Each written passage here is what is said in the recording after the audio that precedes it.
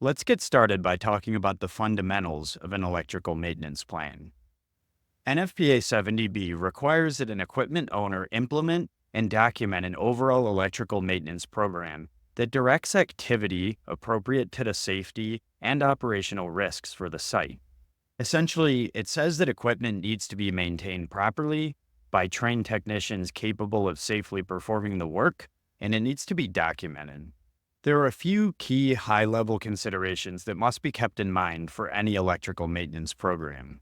The standard requires that equipment is maintained in accordance with manufacturer instructions, as well as applicable codes and standards.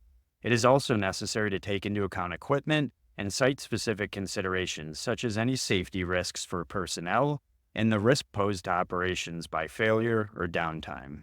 We are going to see this requirement repeatedly, as it's woven into the standard in many places, and a significant amount of flexibility is created to modify the electrical maintenance program accordingly. As we discussed before, NFPA 70, 70E, and 70B all lean on one another to ensure that electrical installations are safely installed, operated, and maintained.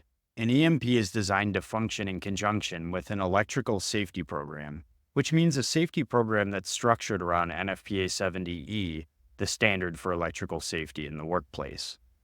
Electrical installations vary significantly in terms of type, equipment, and condition, meaning that an electrical maintenance program needs to integrate manufacturer requirements to cover the breadth of what is out there. This is a crucial aspect of the standard. It is not intended to duplicate or supersede manufacturer's instructions, and instead requires that they're actually followed.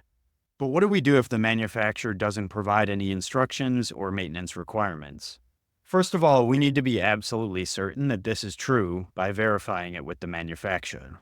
If the manufacturer truly doesn't provide any instructions or maintenance requirements, then you can refer to industry consensus standards such as NFPA 70B itself, ENC NETA maintenance testing standard, or the various sections of IEC 62446.